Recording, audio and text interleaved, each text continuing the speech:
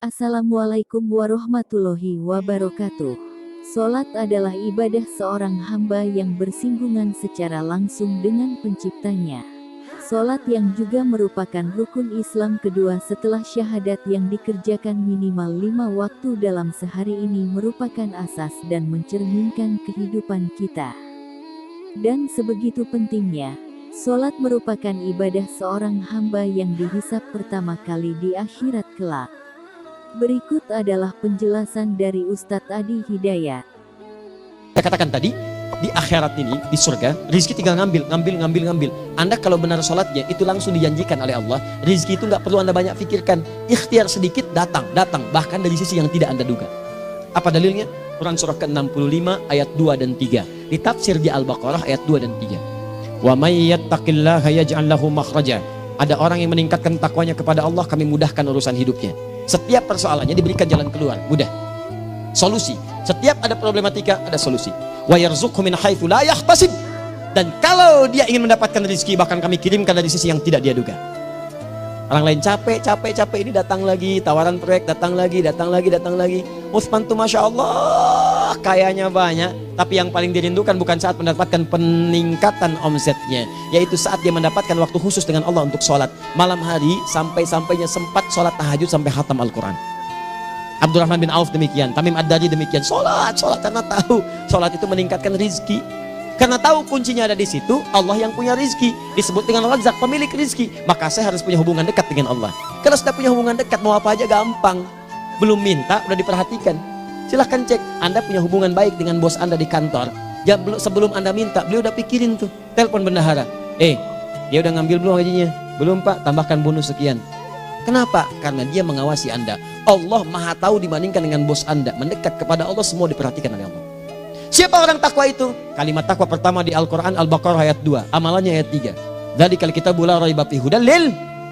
Siapa mutakin itu? Ayat 3-nya. Alladzina yu'minuna bil ghaib wa yuqimunas shalah. Di gampang. Kalau pengen mudah hidupnya gampang.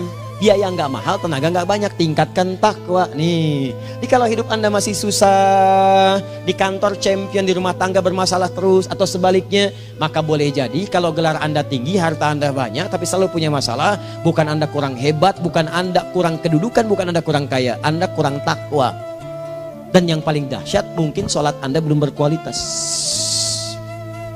4. Orang yang sholatnya benar, khusyuk dia. Bahkan saat sholat itu kalau dia minta, maka seketika doanya akan dikabulkan. Tanpa diskusi, langsung seketika. Contoh, Quran surah ketiga ayat 38-39. Demi Allah saya katakan, Nabi Zakaria punya masalahnya pelik. Sudah berumah tangga, istrinya divonis monopos, maaf bahkan mandul. Gak mungkin punya keturunan. Maka apa yang beliau kerjakan? Secara singkat beliau sholat. Begitu sholat minta kepada Allah. Hunalika da'a Zakaria rabbah. Di mihrab itu beliau bermohon kepada Allah. Bermohonnya sambil sholat. Qala rabbi habli min ladunka dzurriyyatan thayyibah innaka sami'ud du'a. Ya Allah, mereka katakan saya nggak mungkin punya keturunan. Sekarang saya ingin katakan, ya Allah, saya hanya minta darimu saja, saya nggak akan dengarkan mereka. Ya Allah, mohon Engkau maha mendengar, ya Allah. Maha mendengar doa saya. Kalau kepada yang maha mendengar aja nggak mengabulkan, kepada siapa lagi saya mesti minta? Apa yang terjadi? Fanadatul malaikatu wa huwa qa'imun yusalli fil mihrab. Turun malaikat mengabarkan, sedangkan beliau masih sholat, belum selesai dalam sholatnya. Sholat khusyuk itu belum selesai sholat aja dikabulkan, doa sudah turun. Sholatnya belum selesai, doa sudah dikabulkan. Annallaha yubashshiruka bi Yahya. Allah kasih kabar gembira, doa kamu didengar, dikabulkan, kamu akan punya anak. Namanya langsung dari Allah, Yahya. Artinya hidup yang mustahil menurut manusia. Lahir seorang dari rahim perempuan yang menopus dan mandul, bayi yang hidup. Kata Allah, gak ada yang mustahil bagiku, jadi dia. Berita baiknya, Nabi Zakaria sholat dikabulkan. Umat Nabi Muhammad sebelum sholat sudah ditunggu oleh Allah. Mau minta apa? Aku kabulkan sekarang. Hadisnya qudsi. Saya bacakan. Hadatsana qala Rasulullah sallallahu alaihi wasallam, qala Allahu azza wa jalla, qasamtu shalah baini wa baina abdi. Kata Allah, saya bagi dua ya, salat antara aku dengan hambaku. Wali abdi ma sa'ala. Kalau hambaku benar salatnya, aku berikan apapun yang dia minta sekarang. Idza qala al-abdu alhamdulillahi rabbil alamin. Bagian pertama, kalau hamba benar baca Al-Fatihahnya dari alhamdulillahi rabbil alamin, kalau Allah azza wa jalla dijawab oleh Allah, hamadani abdi, hambaku sedang memujiku. Wa idza qala ar-Rahmanir Rahim, jika hambaku berkata ar-Rahmanir Rahim, qala Allahu azza wa jalla athna alayya abdi, hambaku sedang menyanjungku. Wa idza qala Maliki yaumiddin, qala Allahu azza wa jalla majjadani abdi. Kalau hambaku mengatakan Maliki yaumiddin, kata Allah hambaku sedang mengagungkanku. Perhatikan sekarang. Wa idza qala al-'abdu iyyaka na'budu wa iyyaka nasta'in. Jika hambaku berkata sekarang, ya Allah, kami sekarang ibadah, salat menyembahmu, dan kami sekarang sedang punya masalah, kami hanya minta tolong kepadamu ya Rabb. Apa jawabannya? Beda dengan sebelumnya. Kata Allah, hadza baini wa baina abdi. Inilah perjanjian antara aku dengan hambaku. Wali abdi, kalau hambaku benar khusyuk salatnya sampai detik ini, baru sampai Al-Fatihah itu pun belum tuntas. Baru sampai Al-Fatihah itu pun belum tuntas. Kalau benar bacaannya, betul salatnya dari takbir sampai dengan selesainya, sampai ayat itu, iyyaka na'budu wa iyyaka nasta'in, kata Allah, masalah apapun yang dia minta sekarang, aku akan kabulkan. Kan baik-baik. Jika Anda benar mengerjakannya, maka Allah akan jamin langsung Anda akan mendapatkan kesuksesan dan kebahagiaan di semua aktivitas Anda. Kalau jadi suami, suami yang sukses, rumah tangga yang bahagia. Kalau jadi pegawai, pegawai yang sukses, dan di kantor bahagia. Masih ingat? Kesuksesan yang menghadirkan kebahagiaan, konteksnya dunia disebut dengan falah, dipegang disebut dengan aflah.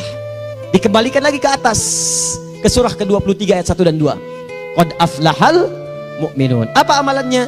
Alladzina hum fi salatihim. Apa itu khusyuk? Dua maknanya, dan saya tutup di sini. Apa yang dua itu? Satu, kebanyakan orang sholat masih membawa dunia dalam sholatnya. Makanya kalau pengen khusyuk, kata Allah, maka Anda rasakan akan bertemu Allah. Rumusnya Quran surah kedua ayat 45 sampai 46. Rasakan secara singkat, mungkin itu sholat terakhir yang Anda akan kerjakan dalam kehidupan. Mungkin di sholat itu Anda wafat. Kata Allah, alladzina yadhunnuna annahum mulaqu rabbihim. Orang khusyuk itu sudah kelihatan dari sebelum sholat, dia sudah merasa persiapan menghadap Allah. Persiapan ke manusia aja, dia sudah siap-siap, mandi dulu, ganti pakaian, pakai parfum, macam-macam dan sebagainya, hanya memenuhi undangan manusia. Allah mengundang Anda 5 kali dalam sehari. Ya maaf, mengabulkan doa Anda, mencukupkan kebutuhan, menyembuhkan kalau sakit, disiapkan Anda. Harusnya apa? Penampilan sempurna. Kata Quran, orang khusyuk itu kelihatan sebelum sholat, pakaiannya kelihatan. Quran surah 7 ayat 31, ya bani Adam khudhu zinatakum inda kulli masjid. Hai anak cucu Adam, kalau tiba panggilan dari masjid, kenakan pakaian terbaikmu. Di anak cucu Adam tuh kelihatan. Kalau orang khusyuk, begitu adzan kelihatan pakaiannya lain. Pakaiannya indah. Khudhu zinatakum, kenakan pakaian terbaikmu. Dipakai, bertemu Allah. Bertemu manusia aja pakaian bagus-bagus. Ini aneh ya, ada orang salah ibadah aja. Orang salah ibadah pakaiannya bagus-bagus. Lihat nih hari-hari tertentu besok tuh, orang mau ke tempat masing-masing tuh. Ada yang pakai jas, pakai dasi, pakai batik, pakai kebaya, anaknya dibawa, dikuncir 2, bawa manisan macam-macam. Mau salah ibadah aja, tampilan bagus. Masa antum yang benar ibadahnya nggak bagus? Bedakan. Pakaian futsal, pakaian sholat, ganti dengan yang sholat. Itu tadi adalah salah satu penjelasan tentang pentingnya ibadah sholat. Dengan sholatlah kita berkesempatan untuk mengobrol, memuji, berzikir, berdoa, dan mengabdikan diri kepada pencipta kita dan serta menunjukkan bahwa hanya Allah lah yang layak kita sembah.